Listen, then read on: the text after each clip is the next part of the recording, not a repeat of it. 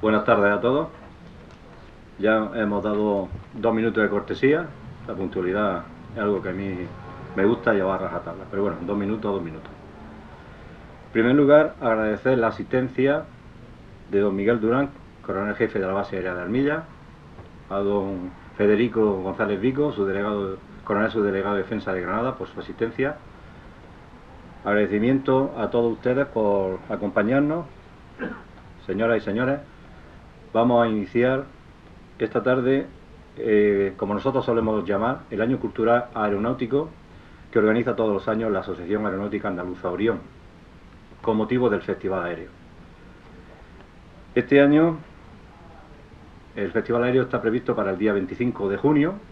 Ya tenemos presentada y publicada parte del programa de demostración, o parrilla, como solemos decirle en el argot de los festivales aéreos, donde el Ejército del Aire, también quiero agradecerlo, aprovechando que está aquí el coronel y el teniente coronel, pues la participación de los medios aéreos del Ejército del Aire, que están compuestos por un F-18, motivo por el cual será, si Dios quiere, y Dios mediante, su primera participación en Motril, y por eso hemos querido dar la charla monográfica sobre esta aeronave y su importancia en nuestro Ejército del Aire, por lo que marcó en aquella época cuando llegó, y el teniente coronel nos explicará.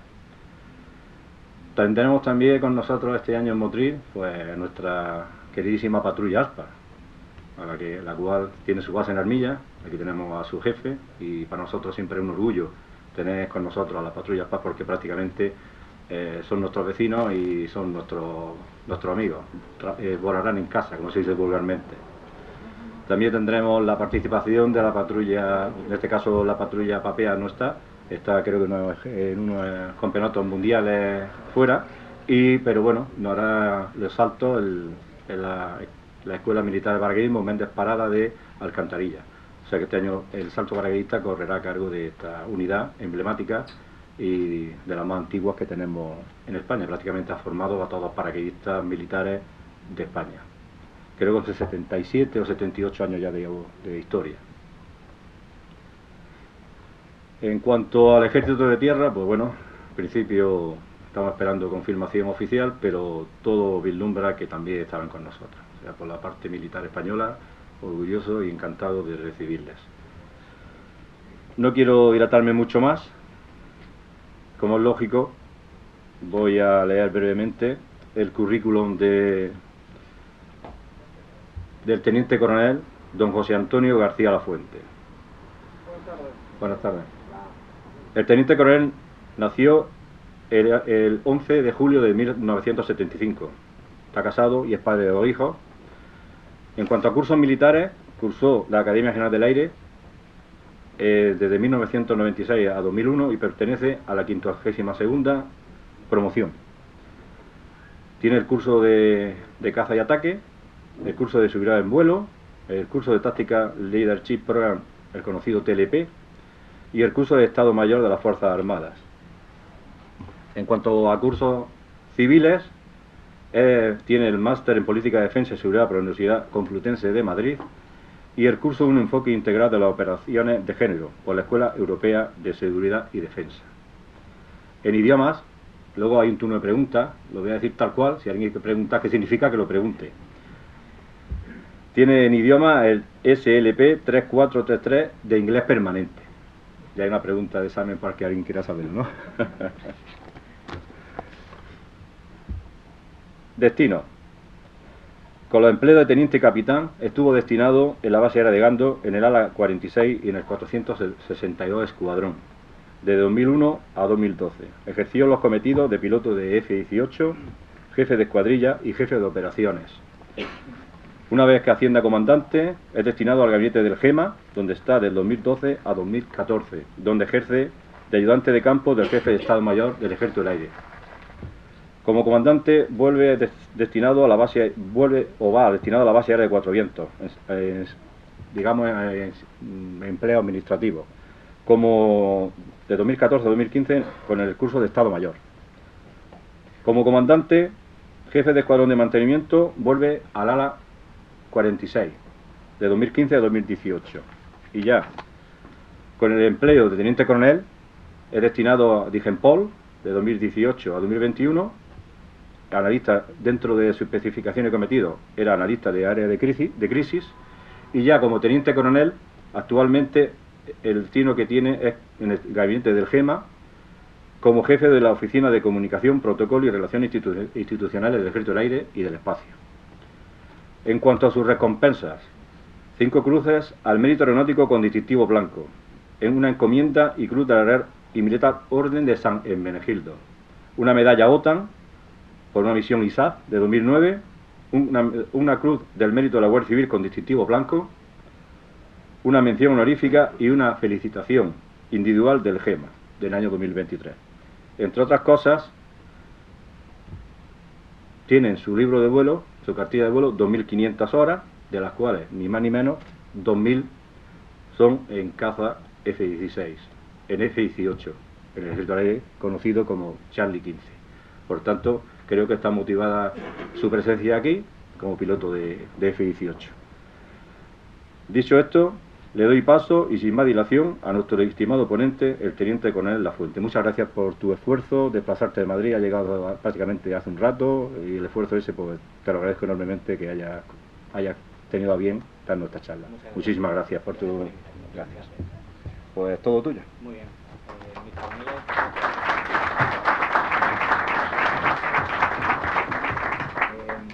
¿Se me oye bien? Prefiero estar de pie y así contarles un poco la historia del F-18 y bueno, un poco la idea que tengo de esta conferencia. Cuando me lo planteó, bueno, le di una vuelta a ver qué podía contar, qué podía ser interesante, ¿no? Me he centrado más quizá en la parte curiosa de la historia del F-18. Luego, si quieren, me pueden hacer preguntas relativas a cómo vuela, cómo evoluciona, ciertos detalles que quieran tener. Estoy abierto a lo que me pregunten y a lo que yo me acuerde, porque hace ya tiempo que no vuelo. Pero voy a intentar centrarme en esas cosas curiosas y en esa historia inicial de cómo llegó el F-18 aquí a España. He preparado un vídeo porque así empezamos mejor y bueno, siempre es una buena manera de romper el hielo en la conferencia.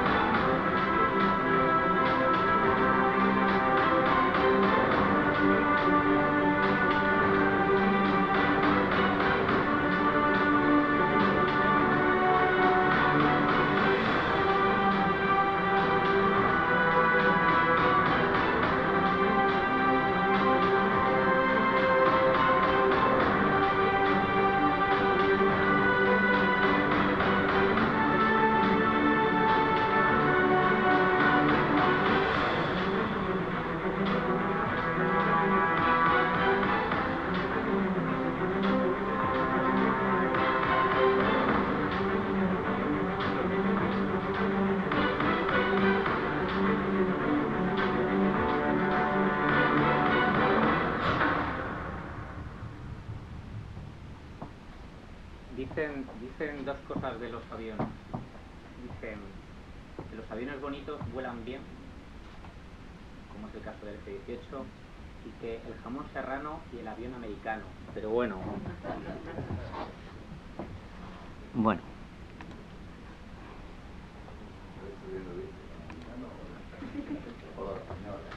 Bueno,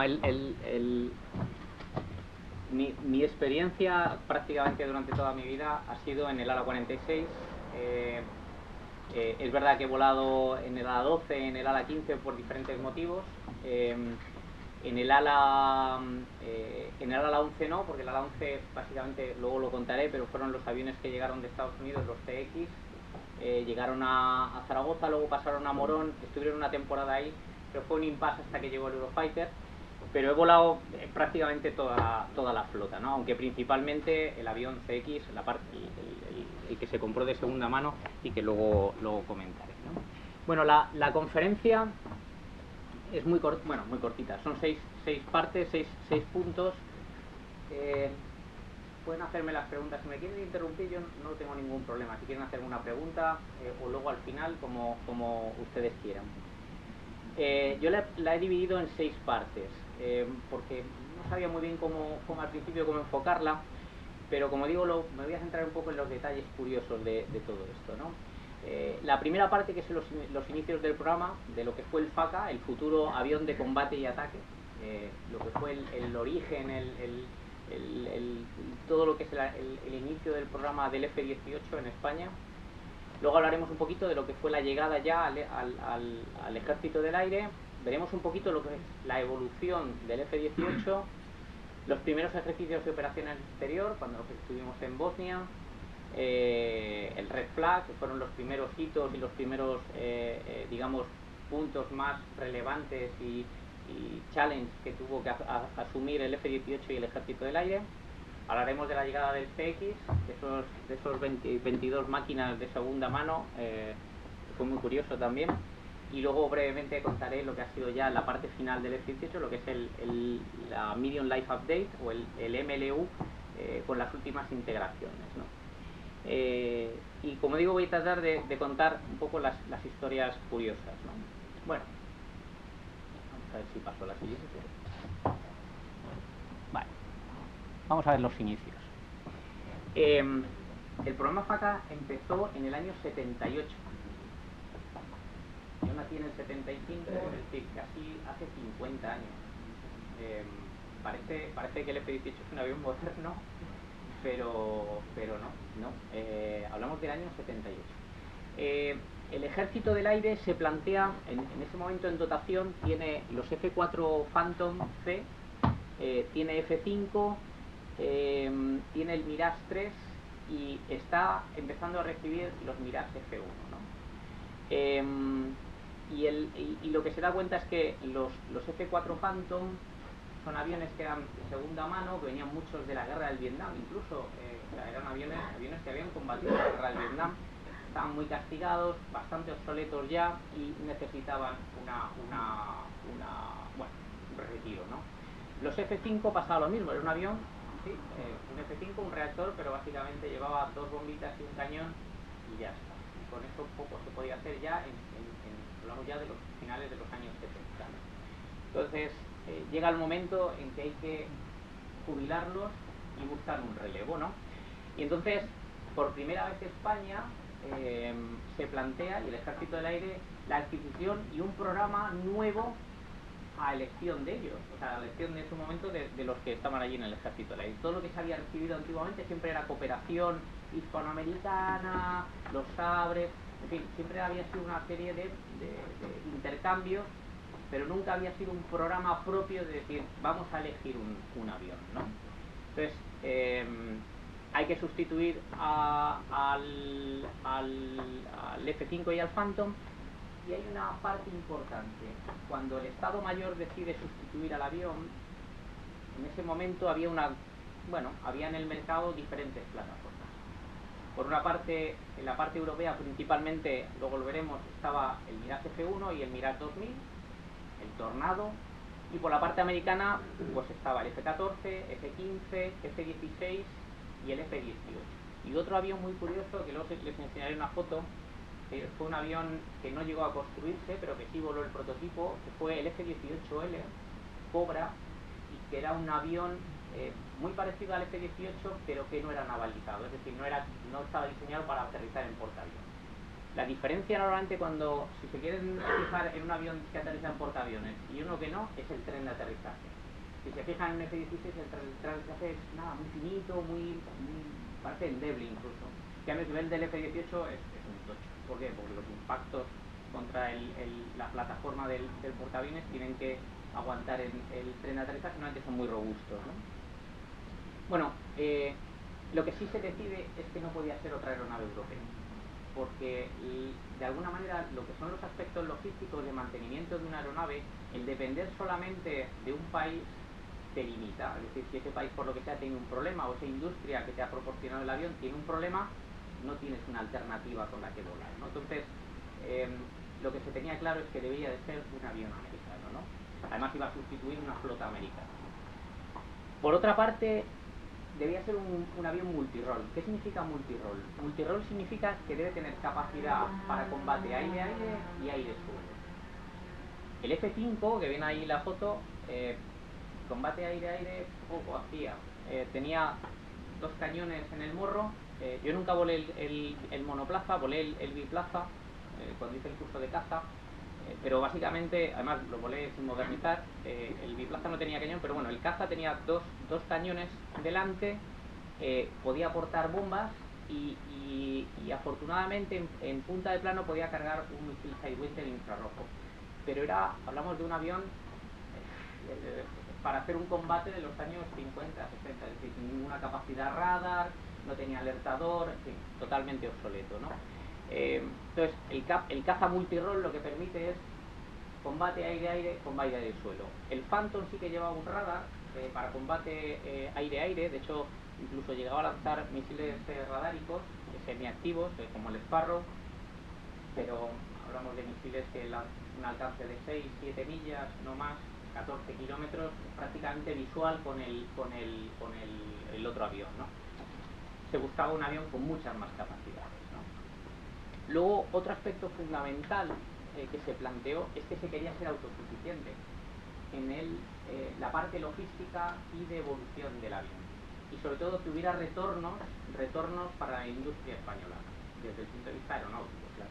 Hasta ahora, en ese momento, la industria básicamente era construcciones aeronáuticas, que fabricaba el F-5, pero que no tenía mucha capacidad, digamos, de innovar, de tecnologías nuevas, ordenadores, etcétera, etcétera. Entonces, lo que se quería es, con esa compra, que el país al que se lo compres luego te retorne información, datos y capacidades a tu industria para que tú con tu industria luego puedas evolucionar.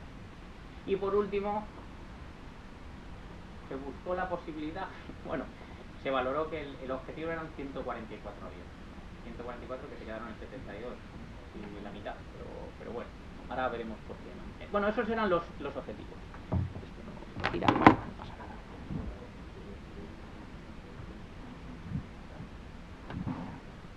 No pasa.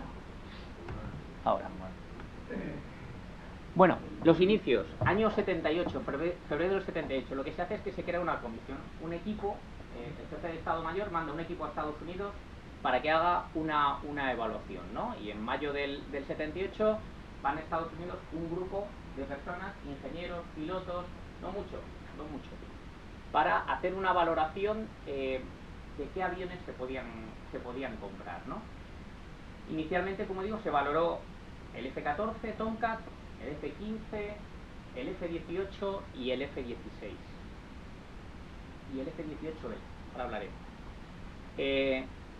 Yo me imagino, yo no lo he encontrado, no he visto los árboles porque no he accedido al informe, aunque lo he buscado, pero no lo he encontrado. Pero me imagino que el que no se eligiese el F-14 y el F-15 seguramente era por cuestión económica, por el precio del avión, ¿no? Eran en aquellos momentos eran aviones muy caros. De hecho, el F-14, como saben, solo lo han tenido 2 países, Estados Unidos y curiosamente Irán. El F-15 sí se ha vendido mucho más, pero es un avión realmente caro, ¿no? Entonces se hace una lista corta que básicamente es el F-16, el F-18 y el F-18L. No sé si me he saltado. No sé si tenía una... No, no la tengo. Bueno. Esa lista... la tengo después. A esa lista corta se hace una valoración y se ven se comparan los tres aviones, ¿no? Yo he visto el informe y en la parte de lo que es la valoración en una tabla, y es verdad que el F-18L enseguida se elimina de la ecuación. ¿Por qué? Bueno, porque era un proyecto que todavía no existía, era un prototipo, pero que no estaba en producción, no había nada detrás de él. Entonces, España consideró, y el Ejército Aéreo consideró que era muy arriesgado asumir el desarrollo o no de ese avión y cómo iba a evolucionar, ¿no? Entonces, básicamente se quedó el F-16 y el F-18 y se hicieron una valoración, ¿no? En la valoración que yo he visto, donde se valoraba la parte logística, la maniobrabilidad, la supervivencia, los sistemas de armas, en todos siempre salía ganando el F-18. La gente dice, no, porque tenía 2 motores. Bueno, no exactamente. Además, pasó una cosa muy curiosa. Hablamos del año 78, llamaban el contrato del siglo. Hubo un montón de países europeos, Bélgica, Holanda, Dinamarca, Noruega, que necesitaban un avión de combate también. Ese avión de combate estaba entre el F-16 y el Mirage F-1 y el Mirage 2000. Más bien el Mirage F-1. Y ganó el F-16. El F-16 fue el ganador, de hecho lo compraron todos esos países, ¿no? Luego lo compró Grecia, Turquía, etcétera, etcétera, pero compraron todos esos países. Y en ese momento General Dynamics presionó mucho a España para que se uniera también a los compradores del F-16. De hecho hubo presiones de todo tipo.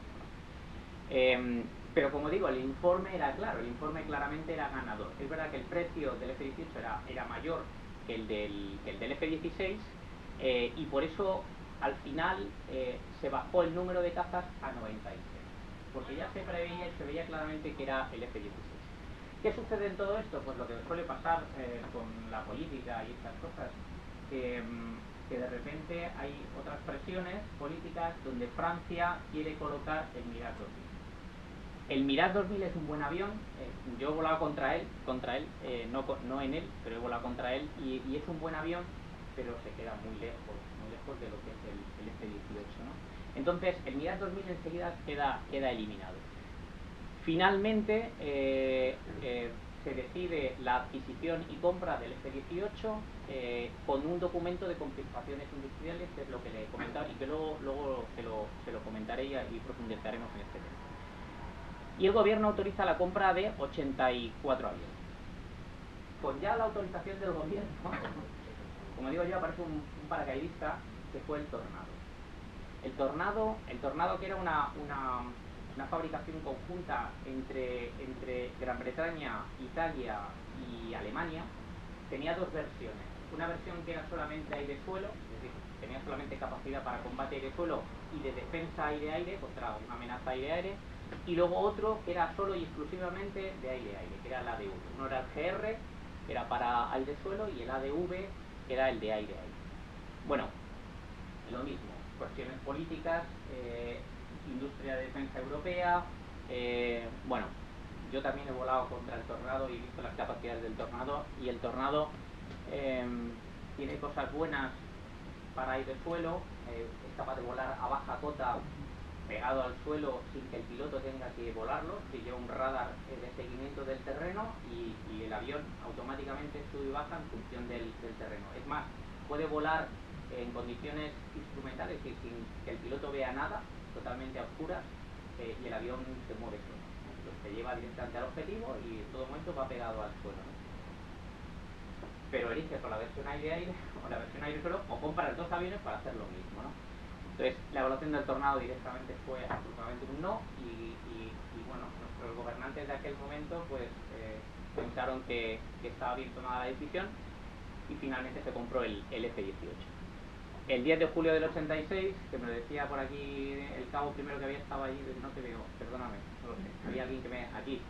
Él estaba en el 86 allí, llegaron los primeros 4 F-18 directamente desde Estados Unidos hasta la base aérea de Zaragoza, cuando ya se había creado en ese momento el ala 15, ¿no?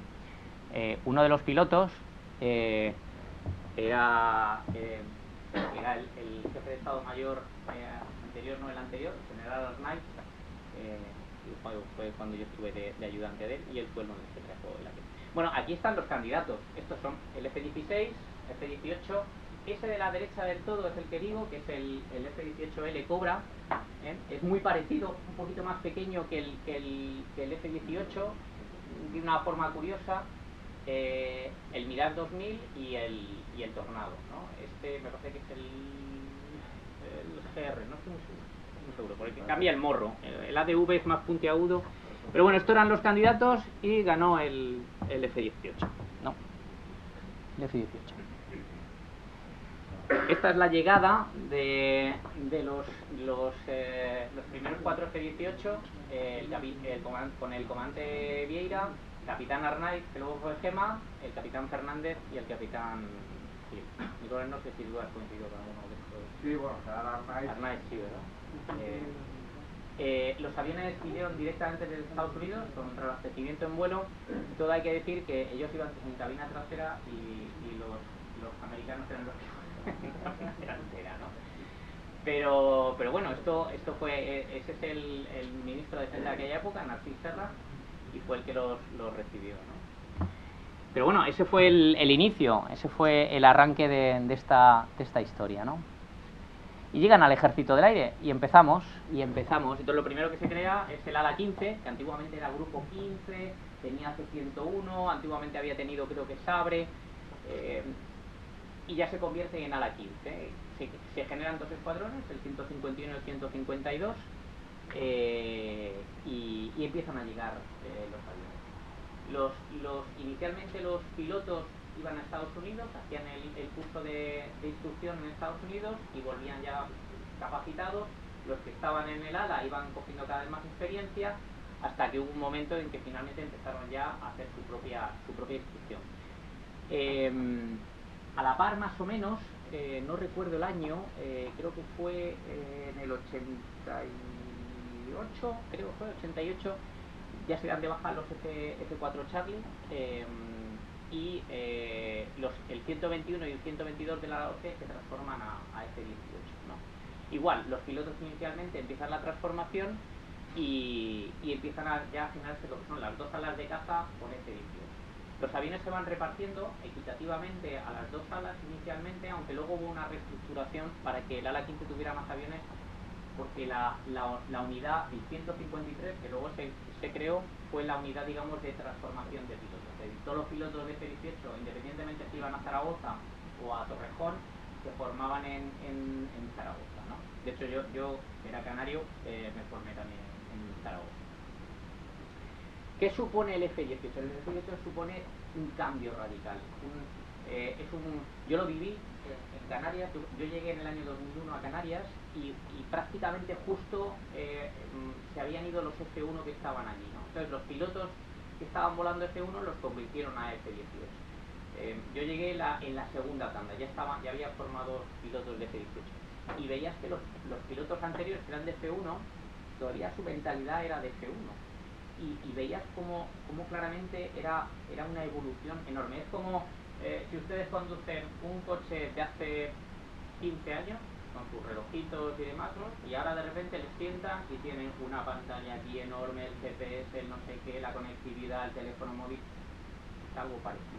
Era un cambio enorme, un salto tecnológico y de esfuerzo para los pilotos importante, ¿no? Que estaban acostumbrados a volar con muchos relojes, con muchas otro tipo de ayudas, pero nada que ver con esto, ¿no?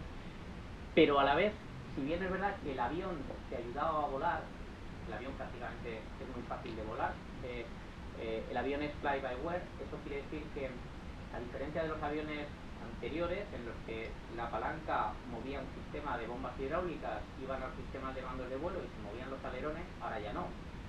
Ahora tú mueves la palanca o los pedales, la palanca sale un cable que va a un ordenador. El ordenador, en función de la situación del avión, la velocidad, la altura, el ángulo de ataque, la posición, el alabeo, decide qué superficie mueve para que lo que tú le has ordenado y él interpreta sea lo más óptimo posible. Es decir, que tú veías muchas veces a baja velocidad, tú hacías un alabeo a la derecha y veías que los alerones se estaban moviendo solos, o las colas. El ordenador es el que controla el avión. Eso facilita que el avión vuele solo, vuele muy fácilmente y sea muy fácil controlarlo, y además ya se encarga él de que no metas la pata, o demasiado, ¿no? Pero por lo contrario, si bien te ayuda a volar, tienes más sistemas y más cosas con las que puedes trabajar y hacer. Lo mismo que un coche. Puedes estar concentrado conduciendo un coche que es complicado de conducir, antiguo, ¿no? No tenían dirección asistida, la palanca, el no sé qué, oye, pues tienes que manejarlo, no tienes freno normal, no tienes ABS. Ahora, prácticamente todos son ayudas, es todo muy sencillo. Pero por otra parte estás mirando la navegación, la radio, no sé qué, el móvil que te llaman, el WhatsApp, pues esto es algo parecido. Tienes un radar Doppler que te permite ver el suelo, ver los otros aviones. Tienes armamento inteligente que tienes que gestionar. Ya lo complicado no es volar, despegar y aterrizar y llegar al objetivo. Lo complicado es seleccionar el objetivo, verlo, detectarlo, iluminarlo, lanzar la bomba láser, asegurarte que la bomba llega, o a la vez reaccionar porque tienes un aviso de que te están disparando un misil. Todo eso es la parte ahora en la que el piloto está concentrado, ¿no? Y eso es lo que hace el F-18 a diferencia de los otros aviones, ¿no? Los otros aviones eran más de preocuparte, como digo yo, de volar y no matarte. Pues ahora el avión te lleva, pero tienes que estar gestionando todos los otros sistemas, ¿no? Eso que hace que nos pone básicamente al nivel de los otros principales países europeos, ¿no? Francia, Inglaterra, Holanda, Dinamarca, todos la mayoría de ellos habían comprado F-16 y los que no estaban con el Tornado. ¿Qué sucede? Que de los 84 aviones, y esto es una anécdota que he encontrado por ahí, se deciden adquirir 72. Y la opción de los otros 12 se deja atrás. El motivo, por lo que yo he leído, el ejército del aire estaba volando todavía el Mirage 3, que volaba en Manises, que era en aquella época era ala 11, ¿no? El Mirage 3 hubo un proyecto de construcciones aeronáuticas que se llamó, al Mirage 3 le llamaban la plancheta. Le llamaban la plancheta porque es un avión en ala delta, no sé si lo conocen, pero es un avión francés y las alas son en ala delta. Pues se hizo una versión que le llamaban la superplancheta y era una actualización del avión. Entonces se le iban a cambiar, se le ponían canas, se le ponían sistemas de armamento nuevos, computadores, etcétera, etcétera. Entonces decidieron que el dinero que se iba a dedicar a esos 12 aviones, dedicarlo a la transformación del Mirage. Bueno, al final ni se compraron los 12 aviones ni se transformó el Mirage 3. El Mirage 3 se dio de baja y nos quedamos con 72 aviones. ¿Eh? Sí. Pues yo les puedo decir que cuando yo era teniente he visto los 26 Mirage aparcados en Getafe. Estaban en Getafe, efectivamente, pero no se modificaron. No se modificaron. Hablando de dinero sí que se gasta. Eso no lo dudo. Bueno, vamos a ver cómo evolucionó el F-18 en sus primeros años. Bueno, lo que he comentado antes, el tema de las compensaciones tecnológicas, tiene una trascendencia enorme para lo que es el ejército del aire actual. Y básicamente es lo que luego generó la creación del CLAE, que es el Centro Logístico de Armamento y Experimentación, ¿no? Si no me equivoco, y experimentación. España no tenía tecnología, digamos, desde el punto de vista aeronáutico. Estaba construcciones aeronáuticas, pero bueno, como digo yo, aviones a pedales, por llamarlo de alguna manera, ¿no? Entonces, lo que recibimos con el F-18 fue mucha información, tecnología, forma de trabajar, y es verdad que hubo que estudiar mucho como ingenieros, eran tecnologías nuevas, ¿no? Entonces, dentro de ese paquete de ayudas, como compensación de haber comprado los aviones a Estados Unidos, se hizo, por ejemplo, uno de los F-18 que se trajo estaba instrumentalizado. ¿Qué quiere decir que está instrumentalizado? Es como que está lleno de sensores, como un coche, igual, el motor, las ruedas. Bueno, pues un F-18 está totalmente sensorizado, y no solo eso, sino que se le añadieron ciertos sensores extras. No sé si han visto alguna vez un avión instrumentalizado. Si había uno, ¿no? Tienen como unas etiquetas así de color negras y blancas, van pegadas en el fuselaje y son sensores.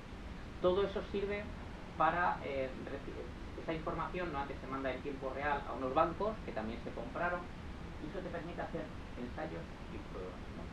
Entonces, toda esa documentación y esa tecnología se recibió. Luego, otra cosa muy curiosa y muy importante, que yo creo que todavía los americanos no se creen lo que hicimos. De hecho, yo no sé si se arrepienten. Estos aviones son como sus coches y como los ordenadores. Llevan software.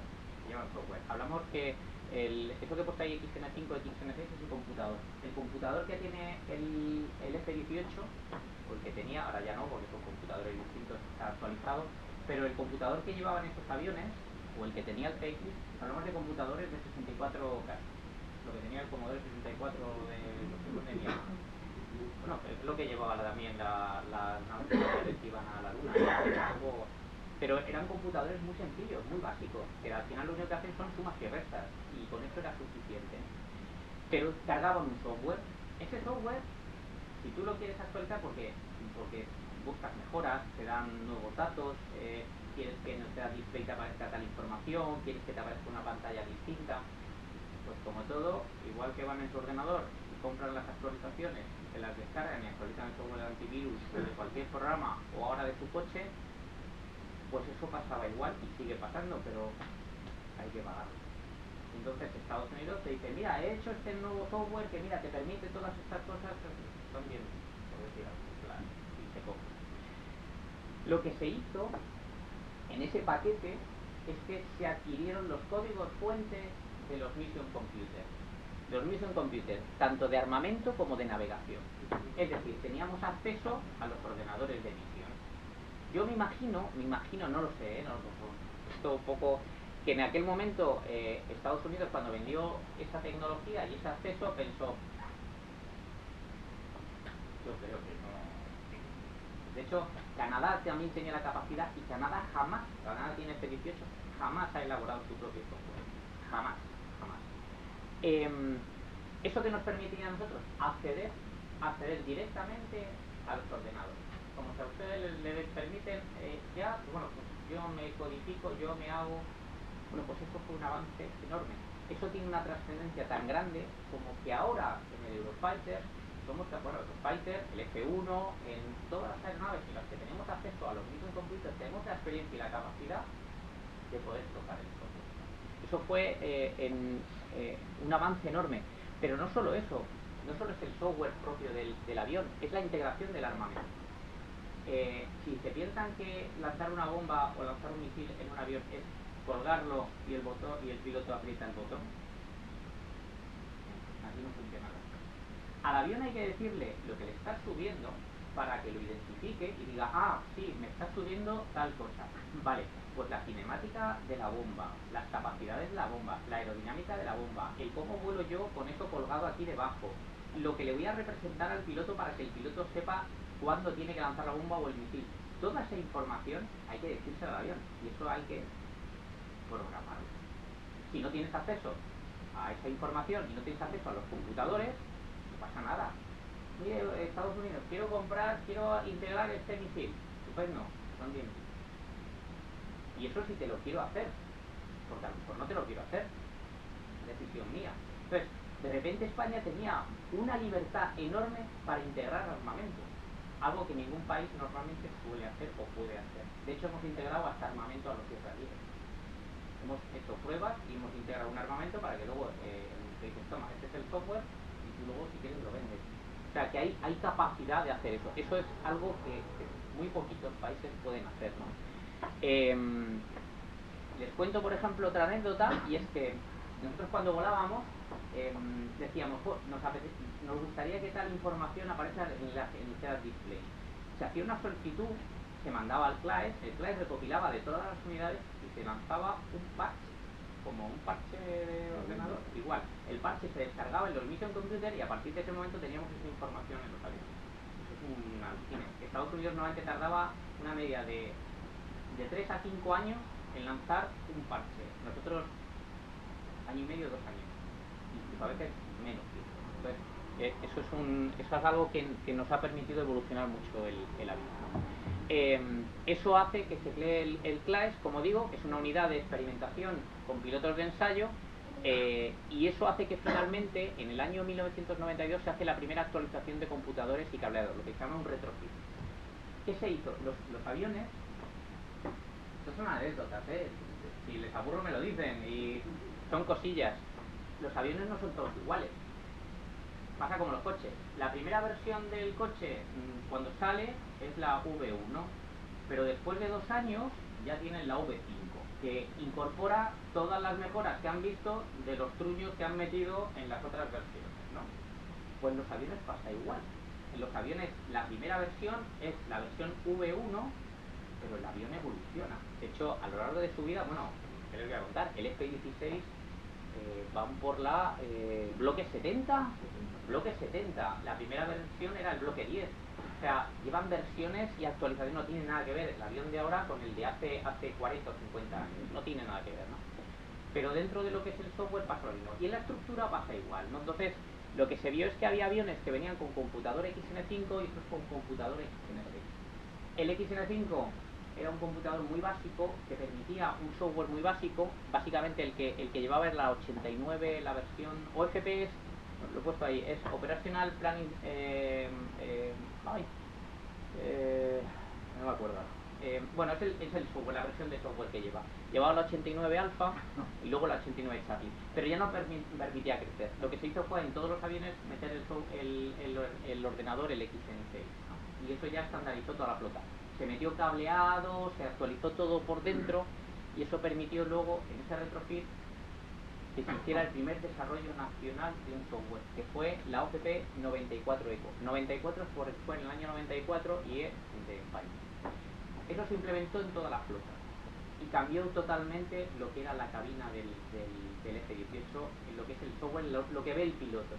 Lo sé porque yo volaba el Canario, que volábamos con la cinta 89 Charlie, 89 Alpha me parece que era americana, la original, del año 86, 85, 86, y la flota de Zaragoza y Torrejón volaban con la 94 y era completamente distinto, o sea, muchísima más información, muchas más ayudas, integraba ya armamento específico, o sea, fue un cambio enorme, ¿no? Entonces, esa primera actualización fue un hito para el Ejército del Aire. No os iba a contar aquí algo más. Bueno. Ya tenemos la 94 ECO, tenemos un software nuevo, años 90, y llega los primeros despliegues, que coinciden más o menos con la guerra de Yugoslavia y el destacamento Ícaro, ¿no? Eso fue un hito para el Ejército del Aire. Era la primera vez que jugábamos en primera división, por llamarlo de alguna manera. Era la primera vez que nuestros F-18 se ponían a la misma altura que los F-16, Tornado. Es más, diría que el F-18 era el avión deseado, ¿no? Nuestros aviones allí en Aviano eran la joya por las capacidades que tenían. Eran capaces de hacer reabastecimiento en vuelo, eran capaces de lanzar armamento inteligente, eran capaces de llevar misiles HARM, que son misiles antirradiación. Básicamente son misiles que lo que hacen es que cuando un sistema de artillería antiaérea te ilumina o trata de derribarte, el misil lo que hace es que detecta la emisión del radar de tierra y el misil va al radar, por lo cual era capaz de defender a todos los aviones bombarderos que iban en las misiones. Era un poco la joya de la corona de lo que estaba allí volando. Y fue sobre todo para todos los pilotos que iban allí una actualización. De repente estar moviéndote en los ambientes OTAN de primer nivel. Y eso, a efectos de experiencia y de las tripulaciones que estaban allí, fue ganador, muy ganador. Fue de repente un salto, digamos, de jugar con los mayores, ¿no? Jugar en primera división, dejar de estar en esa parte de la segunda división y ponerte, y claro, en el momento en que te pones a jugar en primera división, te ponen las pilas, ¿no? Y eso implicó que luego en el futuro tuvo consecuencias muy, muy positivas. Algo parecido a lo que le pasó, está aquí mi coronel de helicópteros, a lo que le pasó a los de helicópteros en Afganistán, que fue el salto, digamos, cualitativo, ¿no? Se utilizaban para hacer interceptaciones aéreas, vigilancia y, como digo, en muchas ocasiones en apoyos aéreos a la tierra. En el 95 ya estuvieron desplegados también en Delivery Force, y lo mismo, estuvieron, creo que hasta el año 90, no recuerdo, 2000 me parece que fue el despliegue, ¿no? Luego estuvieron en otra serie de misiones y, como digo, llevaron armamento inteligente, bombas guiado láser GBU-16 y misiles. Pero sobre todo esto es importante porque fue el avión, imagínense, ¿no? Llegan los aviones, empiezan a entrenar, empieza a evolucionar, y este es el salto a la primera división. Ya estamos, el F-18 ya es un avión maduro, con pilotos maduros, alcanzando el ejército del aire en ese momento un nivel muy importante, ¿no? Muy importante. Estos son algunos de los pilotillos, que mi coronel seguro que conoce a algunos de los que salen ahí. Y tú. Yo, ¿verdad? Pero esta fue la segunda parte, los ejercicios Red Flag. El ejercicio Red Flag es un ejercicio que se desarrolla en Las Vegas, en el desierto de Nevada. Es una extensión enorme, yo creo que es el del tamaño de toda Andalucía, si no recuerdo mal. Y donde se hacen operaciones casi reales. De hecho, se lleva armamento real, se lanza armamento real, con amenazas reales. Lo único que no se terminan de disparar de verdad, pero esto es como el entrenamiento, justo lo que sería el borde ya de hacer una situación de guerra real, ¿no? Te ponen al límite. Y esta fue la primera vez, en el año 94, que se despliega en el Red Flag. Lo mismo, es entrenar con los mayores, entrenar en la primera división. Pensad toda esa experiencia de esos pilotos que iban durante prácticamente mes y medio, casi 2 meses, y desplegaban en el desierto de Nevada para operar los F-18. Eso fue, bueno, cuando volvían esos pilotos con una experiencia enorme de estar combatiendo con americanos, ingleses, en escenarios reales, con un feedback y unas lecciones aprendidas que se importaban, que llegaban luego a España, fue un salto enorme, ¿no? Aparte que luego la experiencia, imaginaos, de desplegar 8 aviones saltando el charco. Parece fácil porque ahora mismo todos los aviones comerciales lo hacen con la gorra, de hecho se cruzan medio planeta y bueno, pero llevar aviones de combate tan lejos no es fácil. Este año pasado también hicimos el Pacific Skies. Pacific Skies hicimos un salto que fue desde Alemania hasta Alaska, de Alaska hasta Japón, de Japón a Australia, de Australia a la India y de la India a España. Todos esos saltos se hicieron reabasteciendo. Y no solamente eran aviones españoles, eran aviones españoles, franceses y alemanes. Entonces, tiene una complicación logística, una complicación de permisos, una complicación no solo eso de supervivencia, es decir, hay que asegurar que cualquier contingencia está controlada. Me falla un motor, tengo una despresurización, tengo cualquier problema, esos aviones que van con otros reabasteciendo tienen que volar y caer en un aeropuerto, en una base aérea, en algún alternativo, ¿no? Y en cualquier caso, en último recurso, nos acompañaban 2 Fokker 27, incluso en algún helicóptero en alguna zona, por si pasaba algo. Afortunadamente, prácticamente casi todos los años se va al Red Flag o al Green Flag, que se hace en Alaska. Nunca ha pasado nada y la experiencia es enorme, ¿no? Pero esto es, si lo otro era combatir con los mayores, esto es entrenar con los mayores, ¿no? Y llega mi querido CX. El CX es el F-18 Alpha, no lo he mencionado, pero bueno, a estos se les llamaba EF-18, luego se les denominó EF-18 MLU, luego lo comentaremos la parte del MLU, pero esto se queda un F-18 Alpha. En el año 94 el ejército se dio cuenta de que les faltaban aviones. Tenía las 2 unidades de F-18, en ese momento ya se había dado de baja al F-5, se había dado de baja al Mirage 3 y básicamente quedaba F-18 y F-1, ¿no? Pero por número de aviones decidieron o se decidió en ese momento que era necesario crear 2 escuadrones más, ¿no? De 12 aviones. Entonces, hubo varias ofertas por parte de Estados Unidos. Otra vez nos quisieron colocar el F-16, el F-16, y hubo una oferta muy importante de un lote de 50 aviones F-16 al ejército del aire. ¿Qué pasó? Bueno, se hizo una valoración. Tienes 50 aviones, que es verdad que son muchísimos aviones, pero luego esos aviones hay que mantenerlos. Cuando digo mantenerlos no es echarle gasolina, es mantenerlos, proporcionarles armamento. Es verdad que hay muchas cosas comunes, pero luego sistemas de utillaje, sistemas de remolcaje. O sea, es como si de repente tienes un BMW y decides comprarte un Mercedes. Pues sí, le echarás gasolina, pero ya el taller no es el mismo, las piezas no son las mismas, los mecánicos no son los mismos, tienes que enseñarle a todo el mundo el nuevo avión. Y eso cuesta mucho dinero. Entonces puede ser un caramelo envenenado. Te dan un avión, sí, 50 nada más y nada menos, pero tienes por otra parte una serie de complicaciones logísticas y de formación muy importantes, ¿no? Aparte también eran de segunda mano, ojo. Esa opción se descartó. Y luego hubo una opción que era la adquisición de 24 F-18.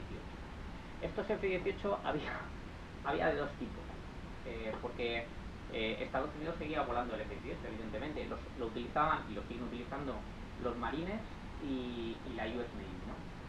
Entonces hubo un grupo, otra vez, formaron un grupo de gente, de expertos, entre pilotos, ingenieros, mucho ingeniero, y se los llevaron a dos sitios. Se los llevaron al desierto y se los llevaron a una base en Estados Unidos de la US Marine Corps, que hacían de agresos. Los agresos era un escuadrón que se dedicaba a combatir como si fueran del pacto de Varsovia en aquella época, rusos, ¿no? Y simulaban que combatían con tácticas y entrenaban a los otros pilotos, pero con tácticas rusas, ¿no? De hecho, los aviones, si se fijan, había otro que era de color azul, pero no he encontrado la foto. Este era el 77, me parece, o el 73, ya no me acuerdo. Este yo lo llegué a ver en Canarias, y en Morón. Estaban pintados así, no estaban pintados de grises, estaban pintados así y eran un escuadrón de agresores, ¿no? Creo recordar que había 12 o 6. Y el resto se fueron al desierto de Arizona. Hay una campa enorme llena de aviones de todo tipo, y estaban allí escurreados, ¿no? Y entonces pues era como ir al supermercado. Este sí, este no, los iban viendo, es verdad que con la documentación y demás, pero eran aviones que estaban en desierto. ¿Por qué están en el desierto? En el desierto lo bueno es que hay muy poca humedad, por no decir que no hay humedad. Eso hace que los aviones no se corran. La corrosión, que les voy a contar aquí, ¿verdad? Que no sepan de la corrosión. La corrosión es lo peor y afecta mucho a las aeronaves, ¿no? Entonces estaban almacenados en el desierto, al aire libre de aquella manera, preservados de aquella manera, y se hizo una selección de aviones. Se seleccionaron, es verdad que los motores no, los motores se compraron nuevos para toda la flota, y creo que se compraron 7 más, o sea, se compraron 48 motores más 7 extras.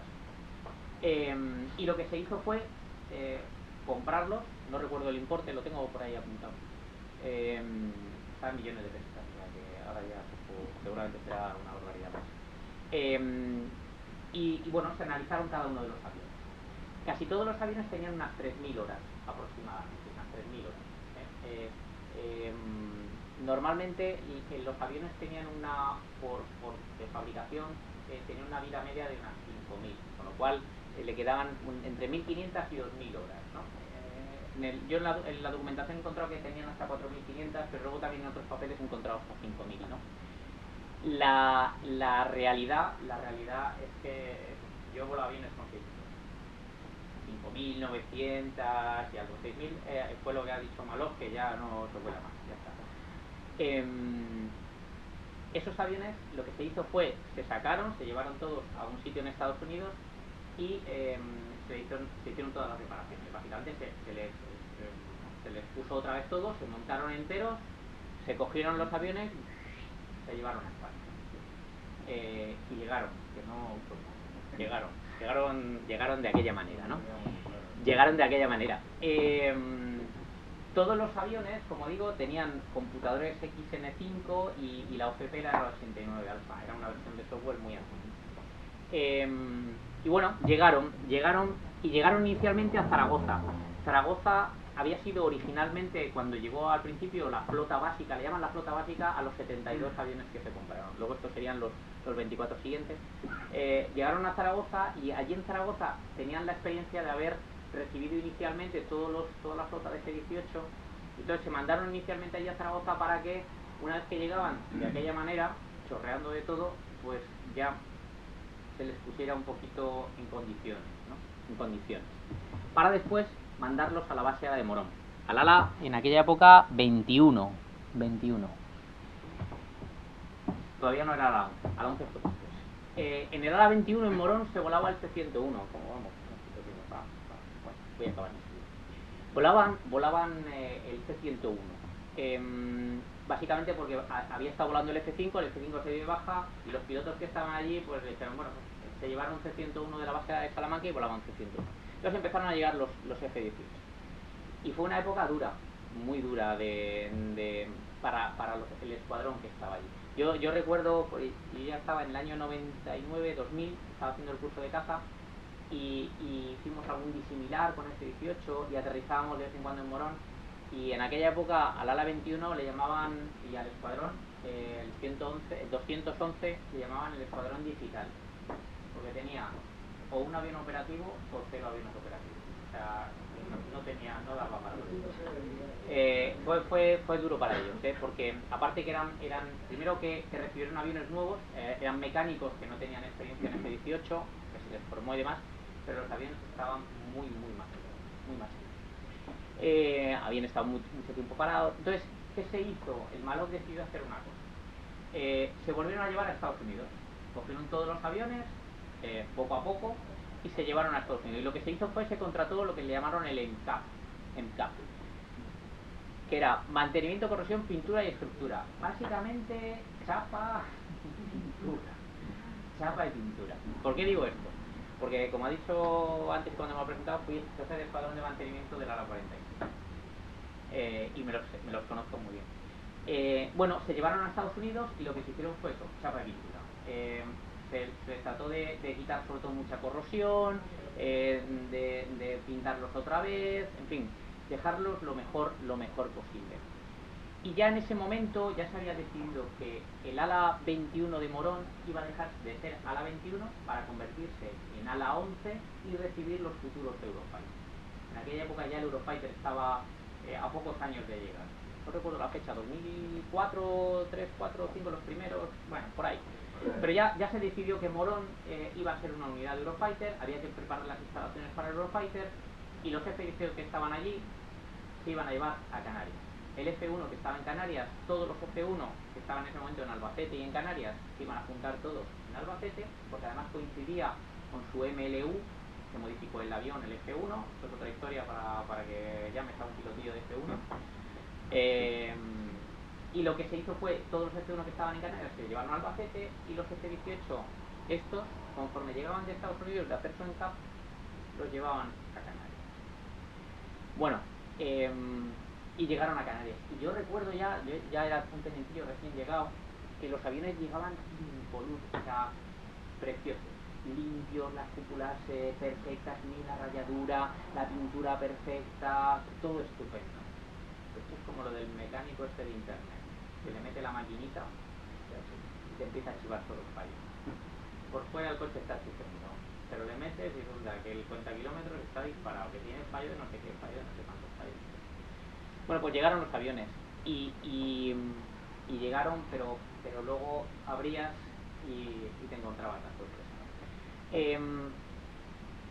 ¿Qué pasó? Pues que hubo una época al principio también complicada, con muchos problemas de cableado, muchos problemas de mandos de vuelo. El cableado lo es todo, o sea, parece que no, pero esto tiene muchos metros, por no decir kilómetros de cable.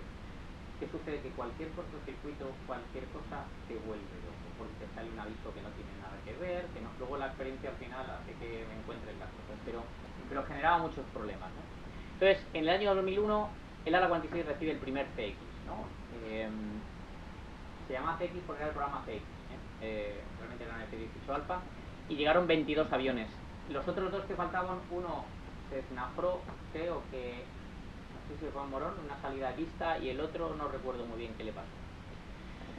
Y nada, empezamos a volarlo allí en Canarias, y un avión fantástico, fantástico. Además, lo bueno es que tenía motores nuevos, dos motoracos, es decir, dos motoracos nuevos, y encima daba un 5% más de empuje que los motores que tenía la flota básica, con lo cual se notaba, se notaba. ¿No? En los despegues en formación, cuando despegabas en formación con uno de la digamos, básico y otro de CX, tenías que cortar más porque se notaba, ¿no?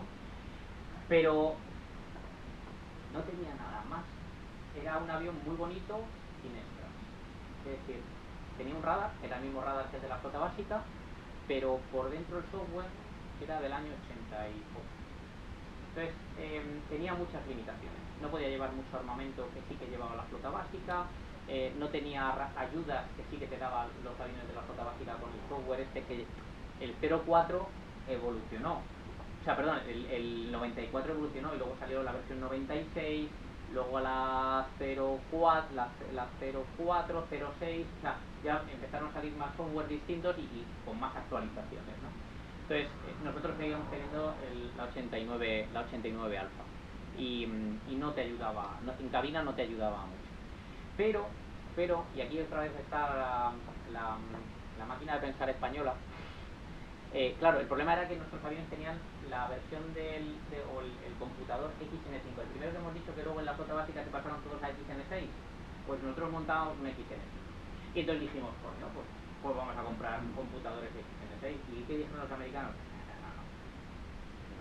No, porque ¿qué es lo que vais a hacer? Vais a coger, meter los XN6 y vais a hacer más aviones de estos.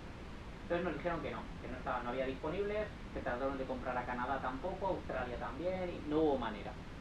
Pero hubo alguien listo del CLAES, alguien en el CLAES, que vio que el computador tenía una ranura y lo que hicieron fue meter una especie como de tarjeta, que no recuerdo cómo se llamaba.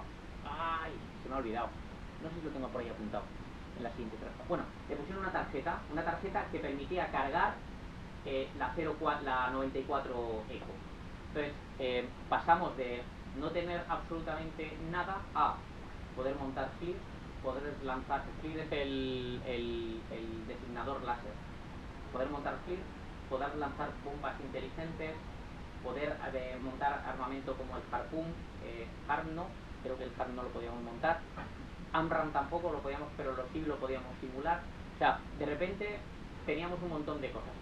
El software dentro de la cabina te permitía hacer muchas más cosas, más ayudas.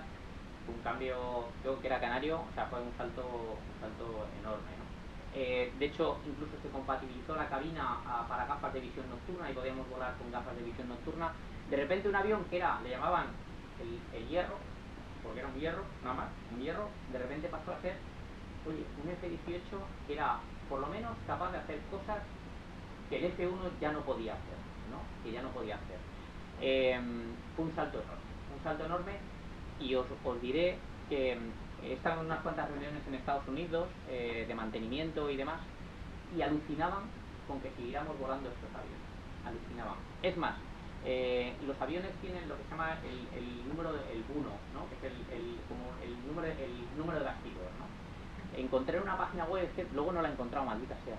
Encontré una página web buscando los números de 1, los números de bastidor, en los que aparecía dónde habían estado destinados esos aviones en Estados Unidos. Bueno, algunos de ellos habían estado tirando bombas en Libia, en la guerra con, bueno, el follón que hubo en el Golfo de Sirte con Gaddafi en el año 84. O sea, esos aviones que estábamos volando en Canarias habían estado tirando bombas en Libia. O sea, era súper curioso. Pero cuando tú hablabas con los americanos, les decías que estabas volando, ellos le llaman los Legacy. Decían que estabas volando estos aviones, no se lo creían. No se lo creían. De hecho, todavía no se lo creen porque todavía siguen volando, siguen volando. Ya es verdad que están, ya se acaba, pero siguen volando. Es decir, si lo pensáis, 24 aviones que habían estado en el desierto habían dado o siguen dando unas capacidades al ejército del aire, es decir, para que veáis cómo se exprimen las cosas que adquiere el ejército del aire, ¿no? Que no, estas cosas, hablamos de aviones que tienen 40 años y siguen dando sus cosas. Y ya estoy acabando, me queda el MLU. El MLU. Yo el MLU lo he volado muy poquito. El Medium Life Update.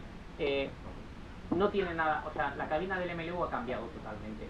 De hecho, ya no es ni esta siquiera, ya hay otra versión distinta donde, si ven las dos pantallas, estos son los Digital Display Indicators, DDI se llaman. Ahora son en color. La pantalla en medio también es en color, la presentación del radar es distinta, todo es distinto, todo es distinto. Los Mission Computer, esos famosos XNC ya no son XNC ni nada, son ordenadores nuevos de misión con capacidades y velocidades distintas. El avión se le puso GPS con inercial láser. El Link 16 es algo parecido, por llamarlo de alguna manera, como un internet, por llamarlo de alguna manera. Implica que el avión transmite datos en tiempo real en vuelo. Es decir, en las pantallas puedo ver lo que ve mi compañero y verlo a él en la pantalla. Puedo ver lo que un radar en tierra y me pasa la información y puedo ver lo que está viendo el radar en tierra.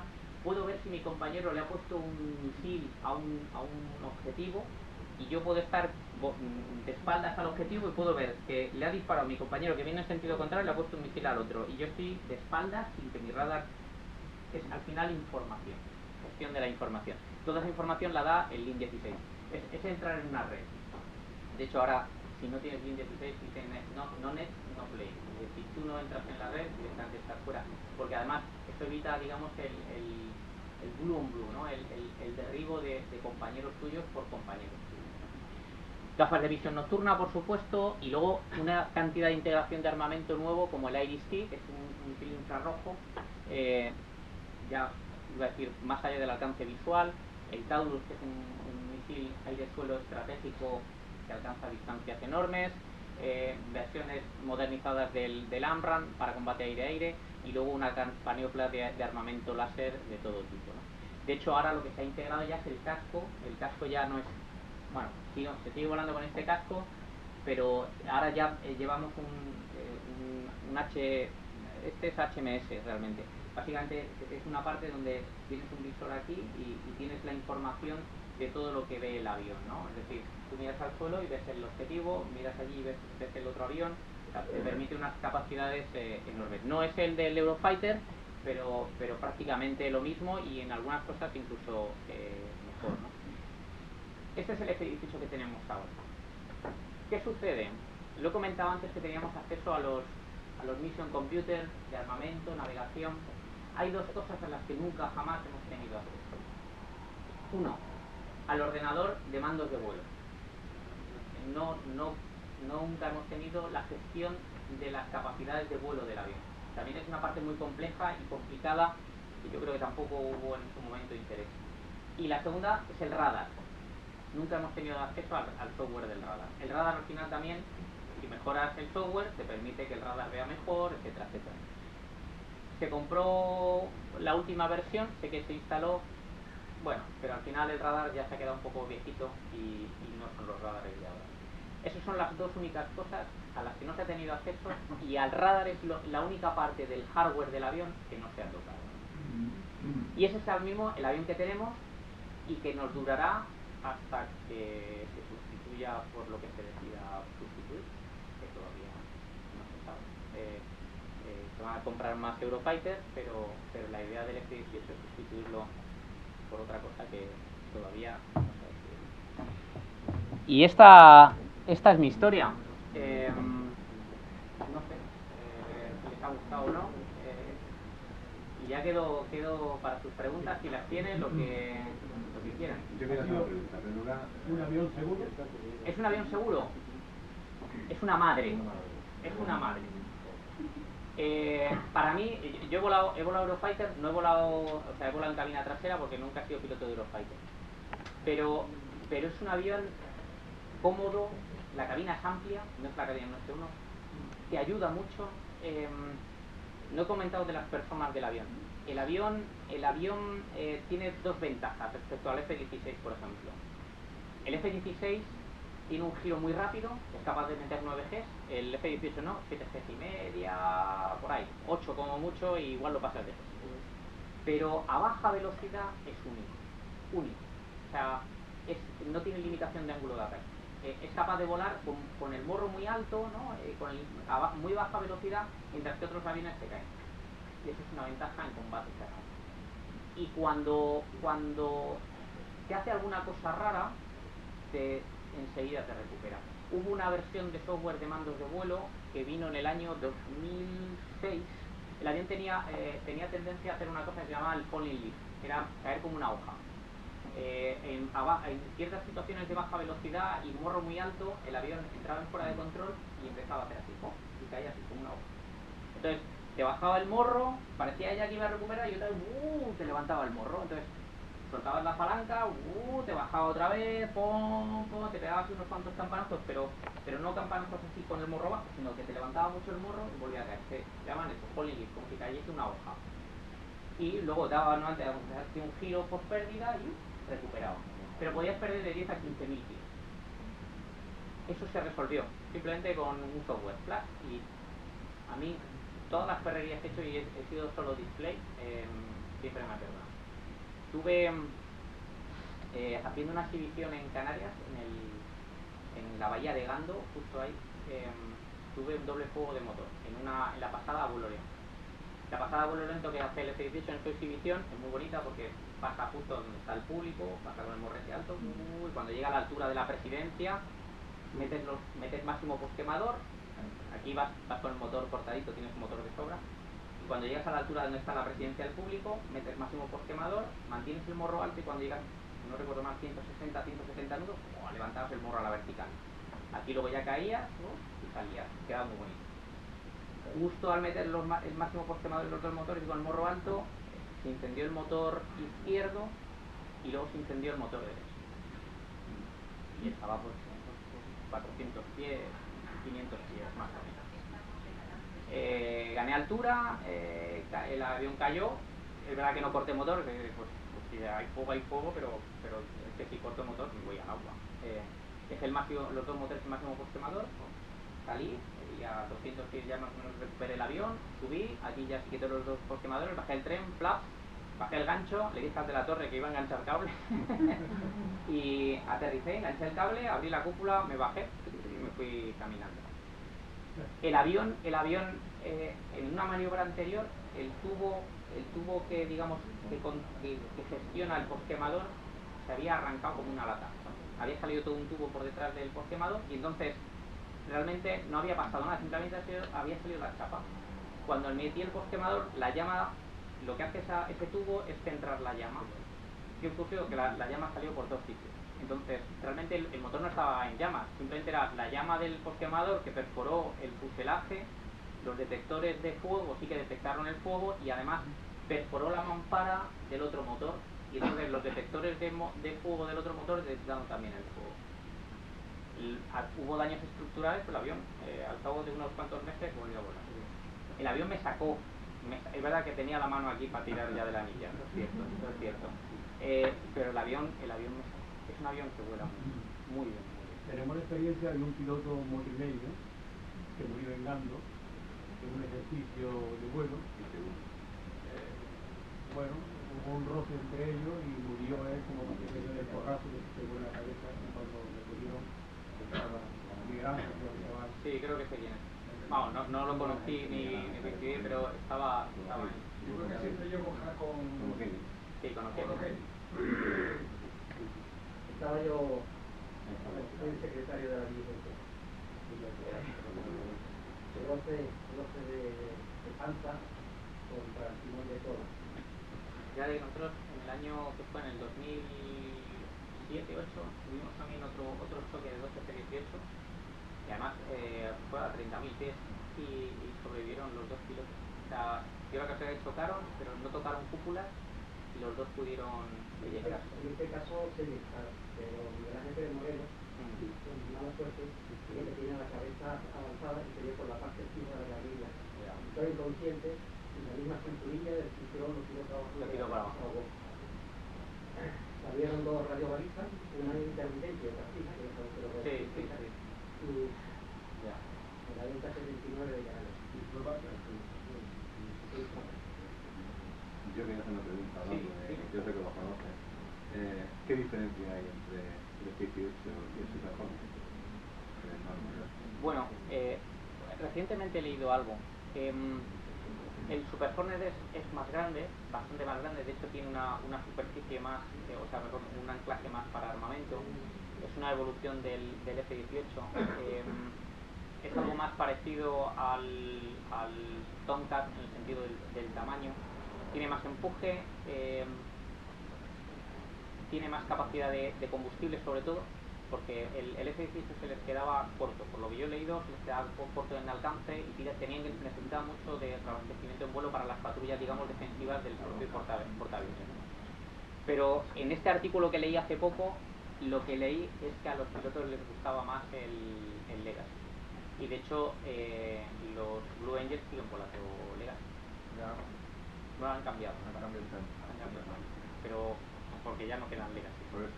Pero tecnológicamente hablando, el Super Hornet ha avanzado como un caso de blindaje de no lo he dicho, Eurofighter, pero por ejemplo. No. A ver, los aviones de combate van por categorías. Ahora estamos en la categoría, no sé, 5 o 6, ya 5 plus, ¿verdad? Por los siguientes quedan las 6. El F-18 es una categoría 4, el F-1 es un categoría 3, y luego está todo lo demás que era de categoría 2, categoría 1, que ya hablamos de aviones de los años 50, 60. El Super Hornet tiene lo que marca, digamos, la categoría 5 es la inversibilidad, y eso muy poquitos lo tienen, evidentemente. El Super Hornet lo que tiene es un radar muy bueno de barrido electrónico, como ya tienen todos los aviones y como va a tener Eurofighter. Tiene buena capacidad de carga, tiene buenas capacidades, digamos, de altura. Creo que no tiene supercrucero. El supercrucero es que sin utilizar por quemador se pone supercrucero. Igual limpio puede ser, pero que yo sepa no lo tiene la capacidad de supercrucero. No es un Eurofighter. O sea, el Eurofighter tiene mejores características que un Super Hornet. Entonces se habló en su momento de sustituir el F-18 por Super Hornet, se valoró, pero es un quedarte... es tener un coche, es comprarte un coche de generación anterior, pero super tuneado. Es decir, que le has metido todos los extras. Vale, guay, pero es de la generación anterior.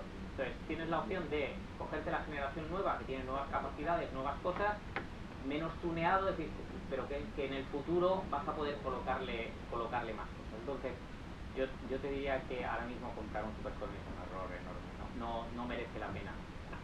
A fecha de hoy sí sería muy guay porque tienes un avión super con todo y demás, genial, pero dentro de 10, 15 años es un avión obsoleto, es totalmente obsoleto. ¿Qué velocidad máxima voláis? El F-18 depende de la configuración, o sea, depende de lo que le cuelgues debajo. La velocidad, yo como mucho, esto es lo típico, como mucho lo he puesto a 1.5, una vez y media la velocidad del sonido, pero con el avión limpio, o sea, limpio, sin nada colgado. En el momento en que le cuelgas algo, normalmente con las configuraciones de entrenamiento, que es con 2 depósitos o con un depósito, sí, supersónico es muy normal ponerte supersónico. De hecho es habitual. De hecho, en el entrenamiento lo normal es ponerte supersónico para echar al malo, ¿no? En el combate, esto no lo he contado, si queréis os cuento cómo funciona esto del combate. No os movéis, no tiene nada que ver. El combate cerrado sí es lo que se ve en la peli, pero eso no es lo habitual. O sea, no es lo que en la realidad pasa. Lo que en la realidad pasa es que tú le tiras a un tío un misil a 120 kilómetros o 180 kilómetros. Entonces, ¿cómo funciona esto? Y dices, bueno, el misil sale y... No. Esto, imaginaos, yo siempre lo comparo como un boxeador. Imaginaos un boxeador que mide 1,90 m y un boxeador que mide 1,60 m. Los puños son los misiles, ¿vale? Si tu misil llega muy lejos, ¿qué hace el boxeador si el del puño, el alto, tiene el puño largo? ¿Qué hace el otro? Pues tiene 2 opciones, alejarse, ¿no? Alejándose, y el otro le va tirando y le va manteniendo a distancia. Lo que no va a querer es que se meta en distancia corta, que es cuando los puños del otro se ponen cerca. En los aviones pasa lo mismo. En los aviones uno lanza el misil y ¿qué hace? Pues sabe a una distancia a la que si sigue se va a comer el puñetazo. Pues ¿qué es lo que hace? Se da la vuelta. ¿Y qué hace el misil? El misil no es que penséis que el cohete del misil dura 3-4 segundos. Lo demás es inercia, es como una flecha. Es una flecha. De hecho, el misil lo que hace es que si yo giro, el misil hace y corrige para que el impacto sea aquí. ¿Vale? Pero si yo me vuelvo a mover, el misil tiene que hacer y corregir. Y si me vuelvo a mover, el misil te lo hace que y cada vez que se mueve, pierde velocidad. ¿Qué pasa al final con el misil? Que hace Entonces, ¿cómo se combate? Pues este te dispara y tú te das la vuelta y el misil hace y ya no llega. Y otra vez te das la vuelta. Y ese otra vez te dispara y dices, pues espérate, no, me doy la vuelta. Y el misil se cae otra vez. Hasta que hay un momento que yo me doy la vuelta y este a lo mejor no me ha visto. Y mi misil, que es más corto, ya me he metido aquí. Y ahora le disparo. Y este, si me ve, guay, se dará la vuelta y a lo mejor con suerte no le llega en cola. Porque no se ha acercado mucho a mí. Pero si no se ha dado cuenta, se come el misil. Entonces, esto es, el combate es el del puño. El primero que ve y tiene el misil más largo es el primero que sacude. Por eso es tan importante el F-25 y el F-22. Claro. Aquí, ¿qué es lo que hace que el puño sea largo? Dos cosas. Primero, que no me vean. Si no me ven, pues como no me ven, me meto hasta la cocina. Y dos, cuanto más alto y más rápido vuelo, mi misil, esto es como todo. Si tú vas corriendo y lanzas una jabalina, pues si voy corriendo muy rápido y encima voy muy alto, que la densidad del aire es muy ligera, pues mi jabalina llega más lejos. Y si yo al malo lo tengo a 80-90 millas y un dardo mío le da 90 millas y el suyo se tiene que acercar a 60 millas, ¿qué va a pasar?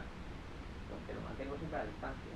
Le voy empujando hasta que no le pueda dar la vuelta. Porque a un momento ya está fastidiado. Y así funciona el combate aéreo. El primero que ve es el primero que sacude. Si no me ven, como pasa con el F-22 o el F-35, que son aviones invisibles, o que tienes que estar muy cerca con tu radar para poder verlo, cuando ya lo has visto, ya te ha pegado con dos bofetones por todos sitios. Por eso es tan importante.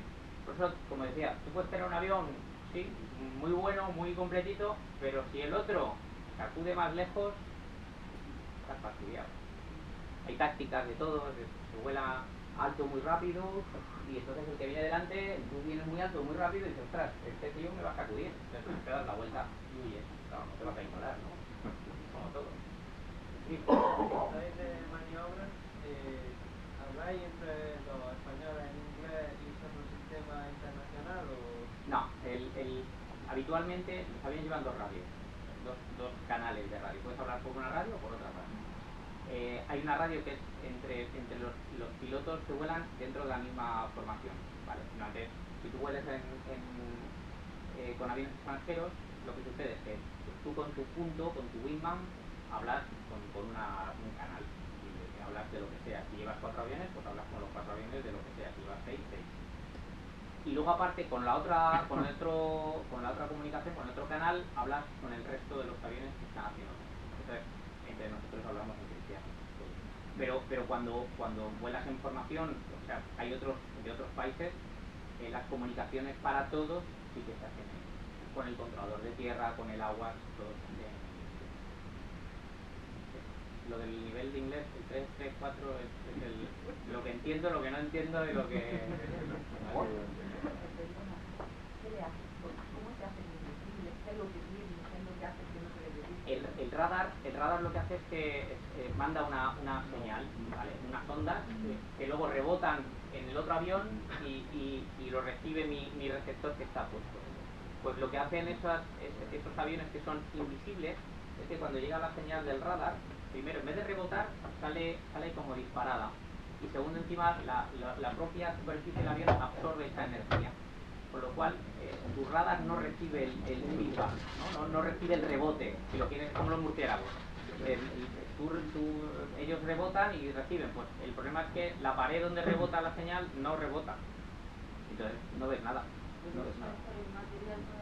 Sí, los materiales son muy específicos, la forma que tiene el avión de un sitio. Si os fijáis son aviones feos, estos son aviones feos, si los veis en general, el primer avión invisible que fue el F-117 no había por dónde cogerlo, era horrible, un avión horrible, pero estaba diseñado para que los ángulos que tenía la señal del radar rebotase y no fueran capaces de verlo. ¿Qué sucede? Que igual que mejoran los aviones para ser zonas invisibles, los radares también mejoran para detectarlo, ¿no? Esto es lo típico, ¿no? Pues si tú mejoras aquí, pues yo mejoro aquí, y todo pasa. Sí. Has dicho que a los X lo llamabais hierro. Sí. He visto por ahí que al F-18 se dice bizcocho. Bizcocho, y también al hierro le llaman farrio también. Lo de bizcocho, o sea, pollo lo entiendo. El bizcocho te voy a contar por qué. Porque era un bizcocho. Volar con él era comerse el bizcocho. Todo el mundo quería el bizcocho. En aquella época eran pilotos de F4 Phantom, eran pilotos de F5, pilotos de F1 Mirage 3. De hecho, encima se decidió que los pilotos que volaban material francés no podían volar material americano. Por lo cual hubo unos cabreos impresionantes de gente, claro, antigua, ¿no? Yo imagino, capitán o comandante antiguo, llega el F-18, yo quiero ir a Zaragoza, pido la vacante, y decían, no, tú vuelas F1 o Mirage 3, solamente los de Phantom hacen el curso de F-18. Entonces era el bizcocho, ¿no? El que todo el mundo... Bueno, y tenientes, efectivamente, y tenientes, ¿no? Y otra pregunta un poco personal. Vuela una máquina que vale miles de millones de pesetas, decenas de millones de euros, te asciende, te quitan tus juguetes, ¿eso cómo se gestiona? ¿Se te ha pasado? ¿No se pasa nunca? Mal, pero eso todo, y el coronel está ahí, todos los que somos... a ver, yo te doy mi opinión personal. Yo de pequeñito quería ser piloto y para mí, es lo mejor que me ha pasado, o sea, que de pequeño ya quisiera ser, y he sido, y he volado, y he volado el avión, que siempre, para mí, en fin, me ha tocado la lotería, tío, pero también he descubierto, y bueno, ya lo tenía, a mí siempre me ha gustado el ejército de ellos. Entonces, hay un momento, efectivamente, como tú dices, en el que te bajan de la cabina y te ponen a pilotar PowerPoint, Excel, Word, etc. Pero te das cuenta que si te gusta el ejército del aire, hay más cosas mucho. Hay cosas realmente que trascienden lo que es la cabina. Yo, sinceramente, echo de menos volar. Hoy echo de menos volar. Estoy en una base y veo un F-18 despegar y echo de menos volar. Pero cuando estoy en mi oficina, enfangado en miles de historias, por decirte, y por no estoy organizando Aire 25, que os invito a que vayáis a San Javier el próximo 14 y 15 de junio. Va a ser el festival, lo siento, pero va a ser el festival más grande, en fin. Eso es imposible. Pero esas cosas, igual que mi coronel, que estaba haciendo hace poco, ¿verdad? Yo seguía en la oficina, ¿no? Y bajabas tú y estaba haciendo otras cosas. Nos gusta también el ejército del aire, nos gusta mucho. Entonces, el 8 de menos, sí, lo que pasa es que en el día a día no me da para echarlo de menos. Cuando estoy aquí hoy dando una conferencia y recordando las cosas que yo hacía, o estoy en una base y veo despegar, como te digo, un avión, sí que lo echo de menos, sí que lo echo de menos. ¿Me subía ahora mismo? Seguramente estaría la bota también, pero bueno. Eso es como todo, si tienes el hábito, ¿no? ¿Alguna vez han entrado en combate o solamente han sido misiones? No. He hecho un Alpha Scramble una vez en mi vida, que fue interceptar un avión comercial que andaba despistado por ahí por Canarias, pero no, en combate nunca. En Afganistán estuve haciendo ground job, como digo yo, estuve haciendo otras cosas, desafortunadamente. Yo de todas formas, si me permites una cosa con respecto a eso, tener en cuenta que ellos se entrenan y nunca saben cuándo van. Eso que está contando él de salir, pueden ordenarle que derribe un avión civil. Es decir, que ellos cuando salen no saben a lo que se van a encontrar. O sea, que son misiones, en el fondo son, lo único que les falta es disparar, y corrégeme si Totalmente. ellos salen, sobre todo los que están a Fast Scramble, y no saben lo que se van a encontrar. Tienen que prepararse, se puede considerar que es una misión de combate cada vez que salen, sobre todo los Alpha Scramble. Y tienen que estar preparados para ello. Os voy a contar dos cosas que creo que son importantes. El ejército del aire, y no es por tirarnos flores, es el único ejército que en 24 horas, por decir algo, lo pones en cualquier sitio. Cuando en el año 2000, ¿qué fue? 13, 14, 12, con Libia precisamente. El despliegue de Libia os voy a poner el caso. Yo no estuve desplegado, yo no fui, pero sé lo que pasó. Hubo que colocar 6 F-18 en algún sitio, porque no se sabía. De hecho, reabastecieron en el Mediterráneo y de camino al sitio les dijeron dónde aterrizaban, porque no sabían si iban a aterrizar en Decimomano o en Sigonella. Decimomano es Cerdeña y Sigonella es Sicilia. Les dijeron, hay que montar misiles en los aviones y despegáis dentro de tantas horas. Eso solo lo hace el ejército de leyes. Hay que salir a sacar a un grupo de gente en no sé qué país, se coge una 400, ahora un MRTT o lo que sea, y el avión sale ya. El ejército de tierra y la armada no puede hacer esas cosas. Entonces, como ha dicho el coronel, nosotros estamos en todo momento, las 24 horas del día, no ya el piloto que está de alarma o el piloto de SAR que está alertado por si hay un accidente aéreo o un rescate, no ya el controlador que está en su pantalla, no, es que hay que salir, se llama, el escuadrón se convoca, se montan el armamento, se cogen los aviones y se despliega donde sea. Eso lo hace el ejército. Y luego, como dice el coronel, el tema de los Alpha Scramble, a raíz del 11S se actualizó todo lo que son los procedimientos que se llaman Renegade, que es cuando un avión civil no cumple con el plan de vuelos que tiene estipulado. Entonces hay una serie de procedimientos que tienes que seguir a la hora de comprobar que ese avión no va a hacer lo mismo que hicieron los aviones del 11S. Y efectivamente, si alguien ordena, en el último caso, que hay que derribar el avión, que se derriba, evidentemente. No se ha dado el caso, pero quiero deciros que ese chaval es un chaval de 25-26 años, piloto de F-18, y que tiene la mente muy clara de lo que tiene que hacer. Sí. Pero siempre, teniendo cuando se desplega, aquí parte, siempre va a por delante. Bueno, bien, no lo he dicho, claro. Si me está hablando de F-18, que sale donde sea, pero claro, el apoyo es muy importante. Por supuesto. Hay una unidad que es la escuadrilla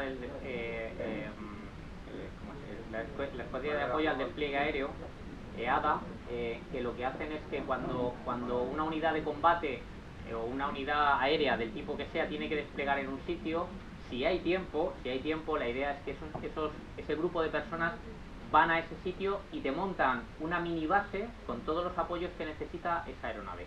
Te proporciona seguridad, apoyo logístico, todo, absolutamente todo. Eso es un invento espectacular, porque te permite de alguna manera asegurar que aunque la host nation, que es la que recibe esos aviones, que puede ser cualquier país, te va a dar unos servicios, si es que te da unos servicios, tú te llevas tu equipo de gente y de elementos que te van a permitir operar en esa base, ¿no? Independientemente de que la nación que te ha recibido, la que sea, el país que te deja operar en esa base, te dé más o menos apoyo, ¿no? Es una unidad que está en...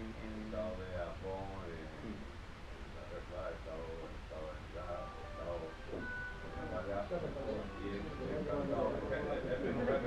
es lo que tiene. Oye, pues paramos cuando queráis. No, que si quieren más preguntas yo no tengo ningún problema. Más cartas siempre con ustedes, que lo tenemos en esta otra. Por ejemplo, hijos de compañeros míos, que son pilotos de centro allí, que tengo ahí, y he volado en la vida de la misma. Me ha encantado de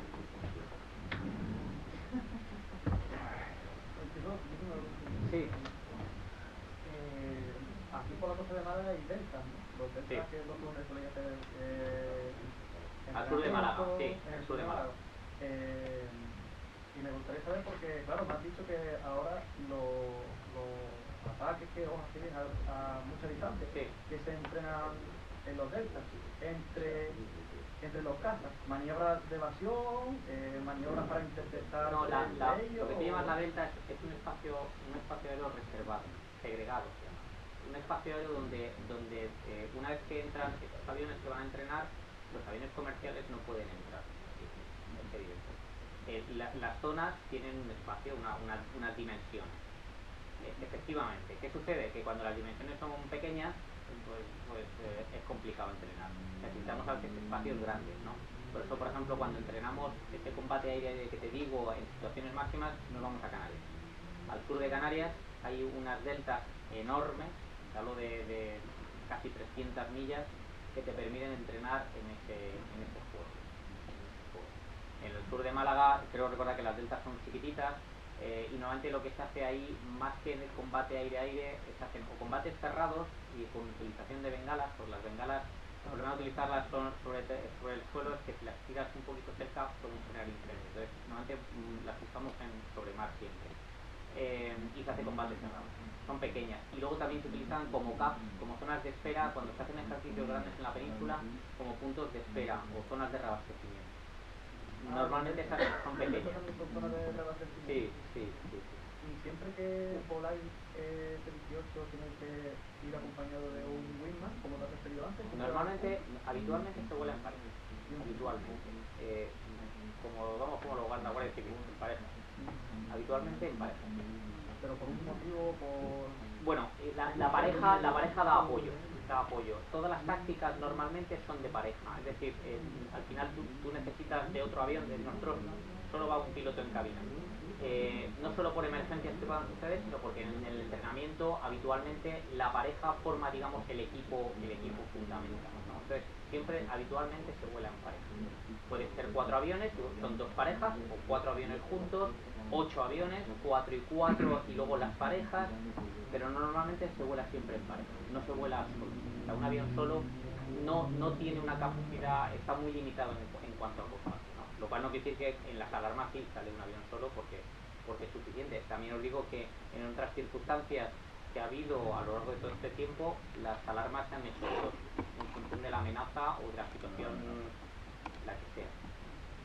No, sigue, que te va poniendo el fondo. El nombre de las distintas unidades a la 12 y a la 11, ¿dónde viene? ¿Es aleatorio o se coge? No, el 11, 12, 14, no ha habido 13. El 1 indica ala de caza. El 3 ala de transporte, a la 31, a la 35. Los 12 que ya no hay eran creo que unidades de ataque nada más, tácticos, sí. Eso es, el Matac antiguo. Luego están los 4, 46, 48, que son alas mixtas, que tienen aviones o de caza y transporte, helicópteros, transporte, y yo creo que ya, ¿no? Y las de enseñanza, que son 7. A la 78, a la ¿qué? A la 78. A la 78 y estaba la y luego la academia, que son los dos escuadrones, son 723, 700 más. Ese es el sentido que tienen los números. ¿A qué edad considera el ejército español que ya no es apto para pilotar los cazas? Pues cuando nadie está volando. Bueno, pero no cazan. Bueno, pero bueno, con los coroneles de las unidades vuelan los cazas, sí. Y están calificados, ¿eh? La edad no es la edad, es si pasas el reconocimiento médico y tienes la actitud de vuelo, ya está. Esto es como todo, tú puedes encontrarte bien, subirte. Yo te digo que yo ahora mismo me subo en un F-18 y lo más probable es que las pase canutas. El primero vuelo, el segundo vuelo un poquito menos y el tercer vuelo el cuerpo se acuerda. Las sensaciones fisiológicas, cuando tú te subes a un caza, el primer día que te subes a un caza, si tú te subes a un caza, vas a ser la experiencia más guay de tu vida, pero vas a bajar descompuesto. No te vas a reconocer ni a ti mismo, te van a tener que sacar de la cabina. Pero porque tu cuerpo no está acostumbrado a esas sensaciones, son sensaciones muy extrañas para tu cuerpo. Tú estás acostumbrado a moverte por aquí y súbete si quieres un día, gástate unos euros y te subes en un circuito con un conductor profesional de rally. O sea, las pasas fatal, ¿no? Lo siguiente, pues algo parecido. Entonces, es muy espectacular, pero entonces el cuerpo hay un momento en que empieza a acostumbrarse. Yo he potado en todo lo que me he subido, en todo, de verdad, en todo. Pero hay un momento en que el cuerpo ya se acostumbra y se siente cómodo, lo cual no tiene de vez en cuando tengas un día malo, como todo el mundo, ¿no? Pero el cuerpo, entonces la edad no es el factor, es que primero que seas capaz de pasar el reconocimiento médico, por dentro de los requisitos que tiene el reconocimiento médico para ser apto de vuelo, y luego lo segundo es que tu cuerpo aún así pues esté para volar. Aguantar 7 Gs, 8 Gs, pues no lo... Yo entiendo que si yo ahora me subo con mis casi 50 o 50, pues el cuerpo no va a ser como cuando tenía 25, segurísimo. También es verdad que para derivar un teniente no necesito meterse. Pero entonces usted se ha retirado de pilotarlo. No, yo no me he retirado. Lo que pasa es que para poder volar tienes que pedir una vacante, un destino en el que puedas volar. Yo soy teniente coronel y en las unidades de vuelo hay 2, 3 tenientes coroneles como mucho. Entonces, como yo, hay un montón de gilipollas que también quieren volar. Claro. Lo que pasa es que no... Y luego también hay circunstancias personales. Yo vivo en Madrid, mi mujer vive en Madrid, mis hijos están en Madrid, y si quiero volar en Madrid tengo que pedir el ala 12. Y como ya hay unos cuantos más que están en las mismas circunstancias y que están haciendo cola para volar en el ala 12. Esto es una pirámide, una pirámide. Hay un coronel, 2 tenientes coroneles, 3 comandantes y el grueso de los pilotos son capitanes y tenientes. Y una cosa que lo comentaba ahora, en F-18, con tu permiso, ha sido, bueno, yo creo que la historia mayor de éxito del Ejército del Aire y del Espacio, lo mejor que le ha pasado al Ejército del Aire y del Espacio, y marcará una era en el Ejército del Aire y del Espacio. Un cambio radical. Y entre esas cosas, una de las cosas que cambió, que lo comentaba el teniente coronel, es que antes se mandaban a las unidades a los pilotos antiguos.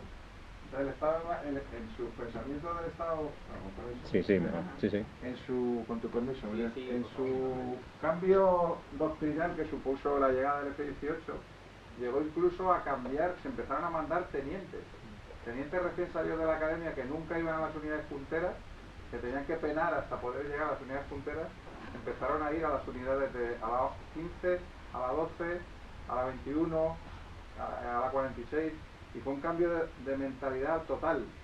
¿Y qué pasó? Pues gente, los que llamamos brahmanes en la aviación, que se quedaron en Manise volando la plancheta, pues veían como tenientes modernazos, ¿verdad? Voleaban el F-18 pero eso fue un gran cambio, y termino, ya me siento, no lo ha dicho eso, el gran cambio de estos aviones no es porque manos, habrá gente que tenga más o menos manos, es la gestión de los sistemas. Para poneros un ejemplo, coroneles como yo, que no soy de caza, pero un coronel que ha volado el F-1 y va a mandar el ala 14, su gran problema no van a ser las manos, su gran problema va a ser gestionar toda la información que le da un Eurofighter. Es un teniente, lo empieza a chupar, desde pequeño, y coge cuando llegan a CR3, que CR3 de un Eurofighter o un F-18 no es lo mismo que lo de un F-5. El F-5, como ha comentado el teniente coronel, le dan 2 cañones, hacer sus tiradas, sus tal. Esto es, lo que habéis dicho, el data link, los aviones en red. Bueno, el gran cambio es, y supuso, este avión en el cual yo entré en la academia en el 89 y lo primero que vi fue un F-18, llegaron allí a hacer unas maniobras. Y yo llevo toda la vida con el F-18 y todo el Ejército del Aire ha cambiado, este avión ha cambiado el Ejército del Aire. Entonces ahora lo que hay que hacer es mantener ese acelerón, veremos lo que llega, pero esta aeronave ha cambiado el Ejército del Aire totalmente. Todo lo que ha contado os digo del CLAES. El CLAES es una historia de éxito brutal. El F-18 es una historia de éxito brutal y nos ha cambiado para bien. Ahora es cierto, estábamos en primera división, no, como él ha sido muy canaviano, estaban los americanos y nosotros. El resto tenía el F-16, tenía el Tornado, pero los que partían el bacalao eran los españoles y los americanos. Ahora ya no estamos en la super primera división, habrá que ver dónde, pero hay que intentarlo. Pero como os digo, los americanos no van a caer en el mismo error de dejarnos tocar la máquina, porque lo adelantamos. Porque ya lo digo, pero que yo perdóname y tu magnífica conferencia, quiero que me gustaría que, y yo creo que a Lazu también, se llevéis la idea de que esta aeronave fue la mejor decisión que se tomó.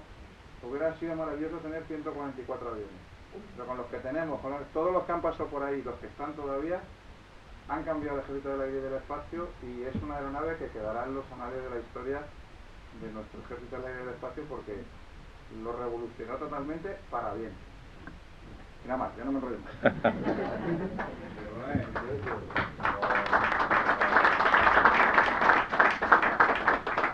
¿Alguna pregunta más? Sí, yo voy a decir una cosa, que por ejemplo los españoles fueron los únicos que nos vamos a morir los caribú. O sea, que lo ha dicho el coronel. ¿Que los únicos qué, perdona? Los caribú. Que los únicos que hemos volado, los caribú. Los que trajimos los caribú de Canadá, aquí en España. Los únicos. Los franceses cayeron al agua, todo. O sea, que lo que les quiero decir es que los españoles, como nos dejen tomar una cosa, vamos a sacar. Ahora, ¿puedes comentar cómo venían los caribús, verdad? ¿Cómo venían los caribús que tenían debajo? ¿Has ido a ver? ¿Qué lo tenían debajo? No, ¿cómo venían? Algunos venían con cemento debajo. Pero ¿por qué llevaban el cemento? Porque venían de la guerra de Vietnam. Ah, bien Para blindado. que no les pegaran tiros por debajo. Y yo, lo que he saltado con tiros que todavía no sé. Y yo, perdona que te quite No. el caribú. ¿Sabéis lo que es un caribú? Es un avión de transporte. Pues para que veáis las tomas que hacía. Era un avión que tomaba en la distancia que hay de aquí a allí. Un avión grande. Pues para hacer eso metía todo flap, tenía un extra flap, entonces el avión pegaba un campanazo y era tal el campanazo que el piloto llevaba 2 ventanillas en el techo, entonces esto es real, para poder ver la pista por el techo, porque si no, no la veías. Que los españoles, como nos dejen tocar algo, Ya, el problema es que ya no nos dejan. y el doble. Digamos, y el doble. Yo te cuento muchas historias. Pero no tan bien como las cuentas de Internet. Ahí ese es el caribú. Ese es el caribú. Ese es. Luego destinado en Valladolid. Exactamente. Si ves, hay una película que se llama Air America, que sale el caribú volando. Pues ese es. El Havilland de TH4. Exactamente. El famoso caribú. Bueno, ¿alguna pregunta más? ¿Alguien quiere una pregunta más? ¿Alguna curiosidad?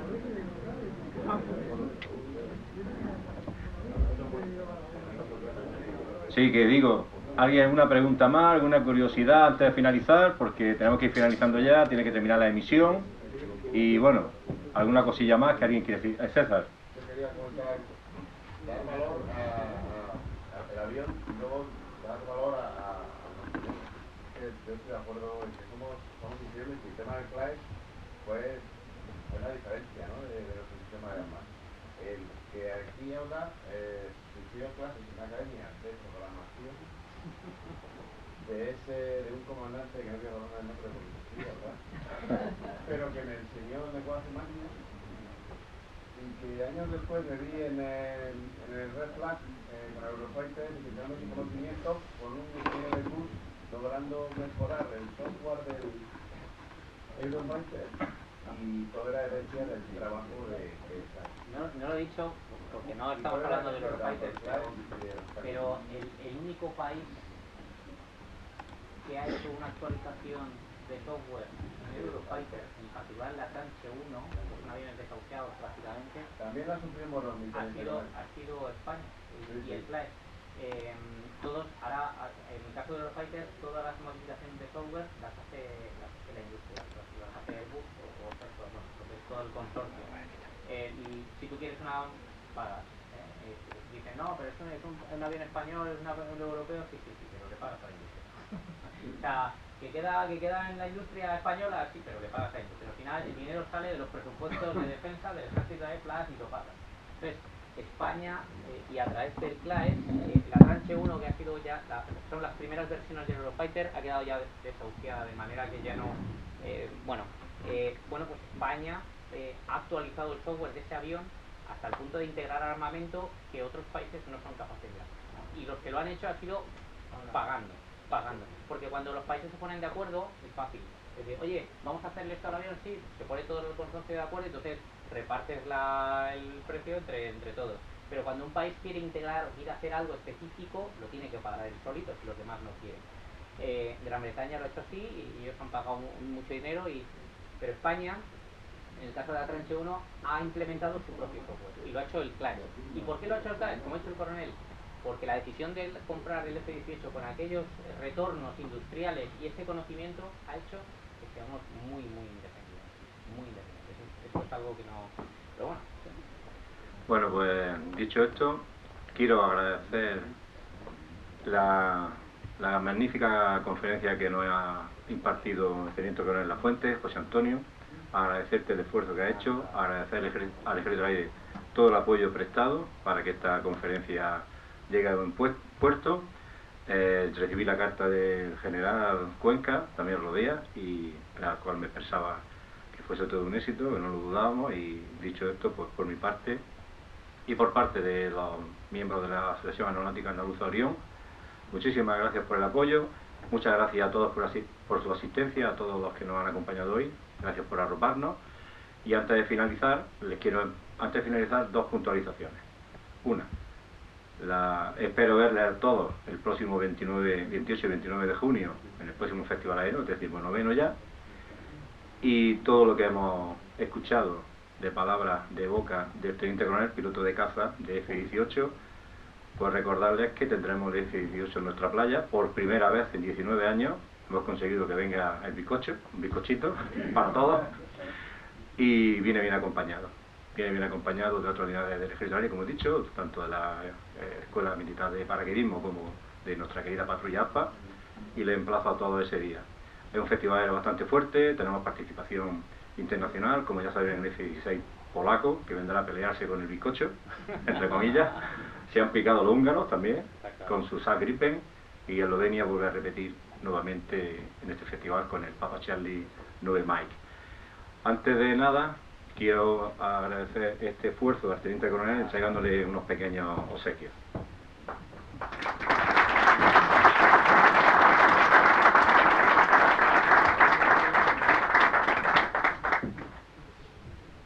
Pues en agradecimiento por tu charla, para que tenga un recuerdo de nosotros para siempre, con un diploma con tu dato.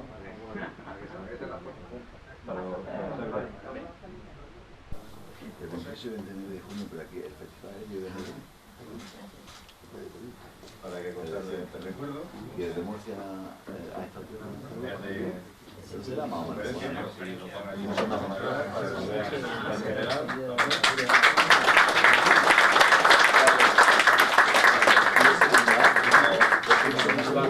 Jesús, siempre dedicado a la 46, pero es Murcia, ¿no?